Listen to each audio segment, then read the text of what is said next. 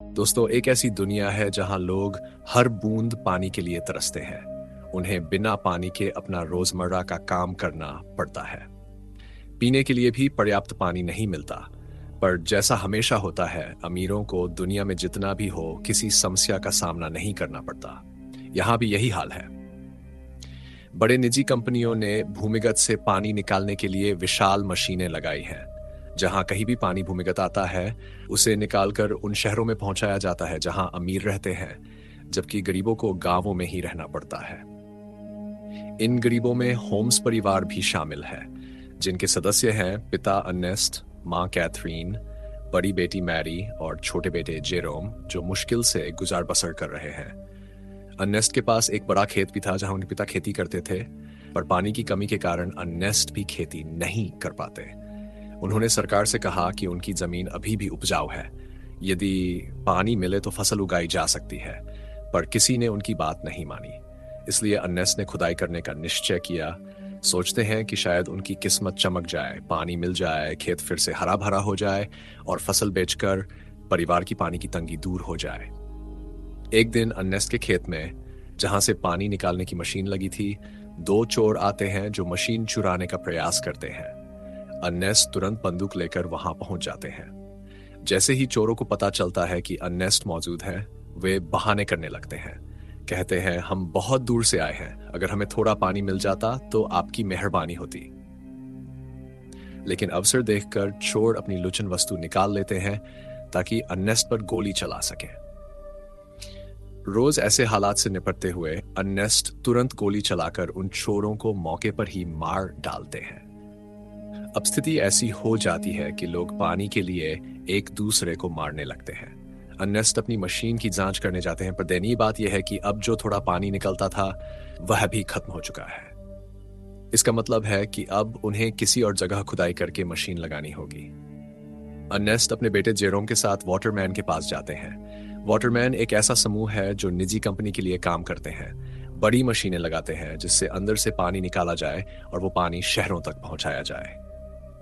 इसी तरह अनन भी शहर से शराब या खाद्य सामग्री लेकर आते हैं। विखेंटिस अपने गधे पर सारा सामान लादकर वाटरमैन को सौंप देते हैं। इन वाटरमैन में से एक है मैक्स, जिससे अर्नेस्ट का थोड़ा परिचय हो जाता है।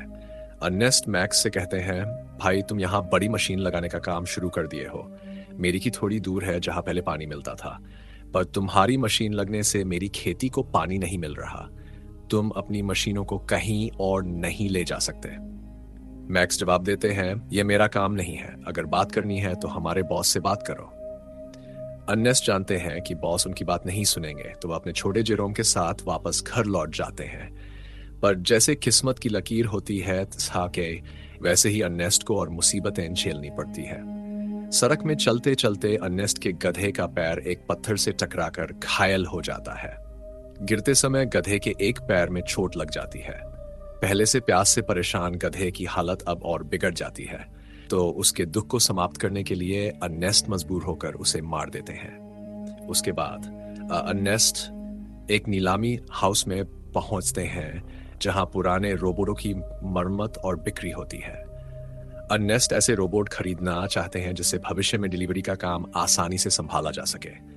नीलामी में एक आदमी फिल्म भी बोली लगाने आता है, पर अंत में अर्नेस्ट रोबोट जीत लेते हैं। अर्नेस्ट और जेरोम को कम से कम कुछ उपयोगी मिल गया होता है, जिससे वे खुश हो जाते हैं। फिर वे अस्पताल पहुंचते हैं जहां मां कैथरीन रखी है। कुछ समय पहले कैथरीन एक दुर्घटना का शिकार हो गई थी, जिससे वह चल नहीं पा रही थी और वायर के सहारे चलते हैं।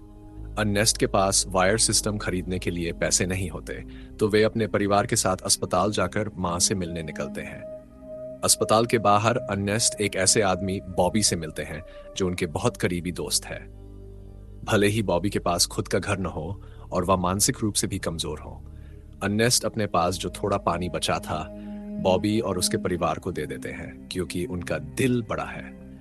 घर लौटने के बाद कहानी एक मोड़ लेती है।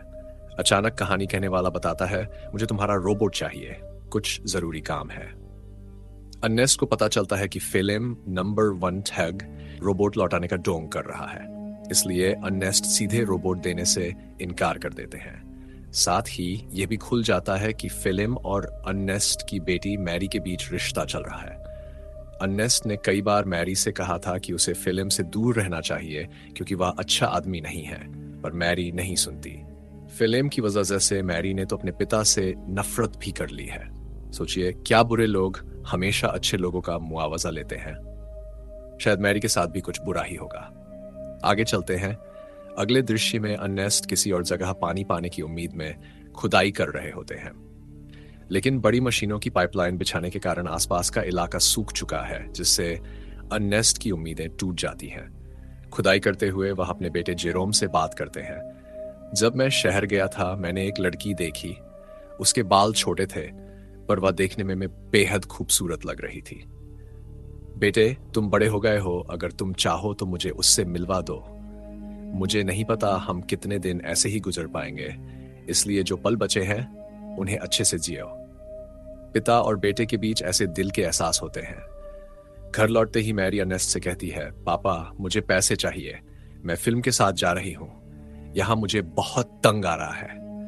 अर्नेस्ट कहते हैं, मैं भी तंग महसूस कर रहा हूं, मैंने तुम्हें बचपन से पाला है, तुम्हें सब कुछ देने की कोशिश की है, फिर भी तुम ऐसा बोल रही हो। मैरी जवाब देती है, हम यहां जी नहीं रहे, बस गुजार बसर कर रहे हैं, और मैं ऐसी जिंदगी नहीं चाहती। मैरी की न सुनने पर अर्नेस्ट गुस्से में आकर उसे कमरे में बंद कर देते हैं और खिड़कियों पर कीलें ठोक देते हैं ताकि वह फिल्म से न मिल सके। जैसे ही अर्नेस्ट शहर से सामान लेने निकलते हैं, उन्हें पता चलता है कि उनका रोबोट गायब है। उन्हें समझ में आ जाता है कि यह काम फिल्म ने किया है। तुरंत वे वाटरमैन के पास पहुंचते हैं और पूछते हैं कि क्या फिल्म वहां था, क्या फिल्म वहां था। लेकिन जैसे ही वहां पहुंचते हैं, मैक्स और अन्य वाटरमैन मिलकर अर्नेस्ट पर हमला कर देते हैं। वो जोर जोर से उन्हें पीटते हुए कहते हैं कि तुमने हमारी कड़ी मेहनत की कमाई वाली सामग्री चुराई है, जिसे तुम कहीं और बेच चुके हो। अर्नेस्ट कहते हैं, मैं तो यहां तुमसे पूछने आया था कि क्या बात फैली है, मेरा रोबोट यहां आया था या नहीं, तुम मुझे मार रहे हो। यहां अर्नेस्ट को एहसास हो जाता है कि फिल्म ने शहर से सामग्री चुराई थी और आराम से उसका उपयोग कर रहे थे। इसलिए अर्नेस्ट ने फिल्म को बंदूक की नोक पर डराकर वाटरमैन के पास ले जाने का फैसला किया, ताकि सबके सामने उसका असली चेहरा उभर आए।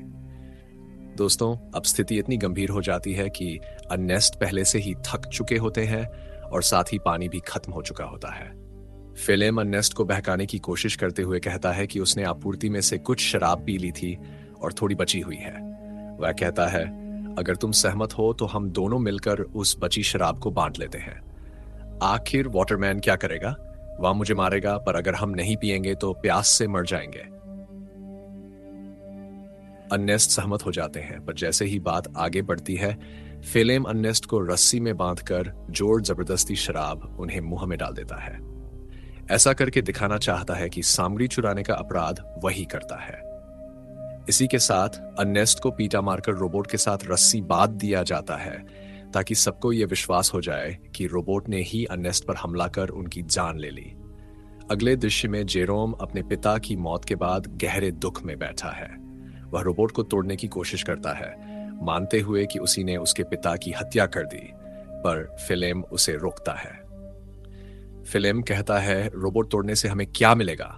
यह भविष्य में हमारे काम आएगा, इसलिए इसे मत तोड़ो। चिंता मत करो, मैं तुम्हारा परिवार हूं, मैं तुम्हारी और अपनी देखभाल करूंगा। क्या हकीकत में मसीहा बनने की यह कोशिश है? सोचने पर मजबूर कर देती है यह साजिश। इसके बाद फिल्म मैक्स के पास जाता है और कहता है, मुझे एक पानी की पाइपलाइन चाहिए ताकि मैं अर्नेस्ट की जमीन तक पहुंचकर खेती कर सकूं। मैक्स कहते हैं, क्या मैं तुम्हारा नौकर हूं? जैसा भी कहो, मैं कर दूंगा। फिल्म फिर अपने चाकू को दिखाते हुए धमकाता है, क्या तुम्हें याद है यह चाकू? उस दिन जब आपूर्ति हुई थी, अर्नेस्ट ने इसे तुमसे छीन लिया था और मुझे अर्नेस्ट के पास तुम्हारा नाम लिखा हुआ चाकू मिला था। कल रात तुम दोनों में झगड़ा हुआ था, तो मैं ये सब बताना चाहता हूं कि तुमने अर्नेस्ट को मारने का षड्यंत्र रच डाला। यह सुनकर मैक्स डर जाता है और कंपनी से छिपाते हुए अर्नेस्ट के खेत में एक गुप्त पाइपलाइन शुरू कर देता है, जिससे खेत में फिर से पानी आने लगता है। सब खुश हो जाते हैं कि अब खेती फिर से शुरू हो सकती है। थोड़ी ही देर में अर्नेस्ट की मेहनत रंग लाती है, खेतों में फसल उगने लगती है और जेरोम व सभी का मन खुश हो जाता है। साथ ही फेलेम और मैरी के बीच संबंध चलते रहते हैं। मैरी गर्भवती हो जाती है और उनकी शादी तय हो जाती है। फेलेम तो शादी में तो खुश होता है, पर अंदर ही अंदर उसे याद रहता है कि यह सब अर्नेस्ट की मेहनत का फल था जिसे उसने उनसे छीना था। अगर अर्नेस्ट आज जीवित होते तो न तो मैरी उनकी शादी करती और न ही यह खेत होता। फिल्म अर्नेस्ट की मौत के बाद उनकी सारी चीजें अपना लेता है, पर वह रुकता नहीं। कुछ दिनों बाद बैंक के कुछ कर्मचारी फिल्म के पास आते हैं और बताते हैं कि जमीन अब फिसलने वाली है, क्योंकि अर्नेस्ट ने जो खेत जोता था उसकी फसल कट चुकी है और अब वह जमीन बैंक की हो जाएगी। फिल्म कहते हैं, तुमने पहले बता देना चाहिए था जब फसल उग नहीं रही थी, वरना मैं कोई और जमीन ढूंढ लेता। लेकिन बैंक वाले कहते हैं कि अगर 1 सप्ताह में पैसे नहीं मिले तो जमीन जब्त कर ली जाएगी। गुस्से में फिल्म चुपचाप चले जाते हैं। फिर फिल्म जेरोम से कहता है कि वह रोबोट बेचकर बैंक का कर्ज चुकाना चाहता है, पर फिल्म का असली मिजाज साफ है। वह तो धोखाधड़ी से बॉबी के बच्चे को बेचकर बैंक से पैसे लेने का इरादा रखता है। जैसे ही बॉबी को इस बात का पता चलता है, वह फिल्म से झगड़ा करने लगता है, पर जहां फिल्म ने बच्चे को बेच दिया होता है वहां कोई उलझन नहीं होती। ऐसे में कुछ लोग फिल्म पर गोली चलाते हैं, क्योंकि उन्हें लगता है कि फिल्म बॉबी के बच्चे से शादी करने की कोशिश कर रहा है। यदि आप हमारे चैनल पर नए हैं तो कृपया सब्सक्राइब करें और वीडियो को लाइक करना न भूलें, ताकि आपको हमारे आने वाले रोचक फिल्म एक्सप्लेनेशन वीडियो मिलते रहें।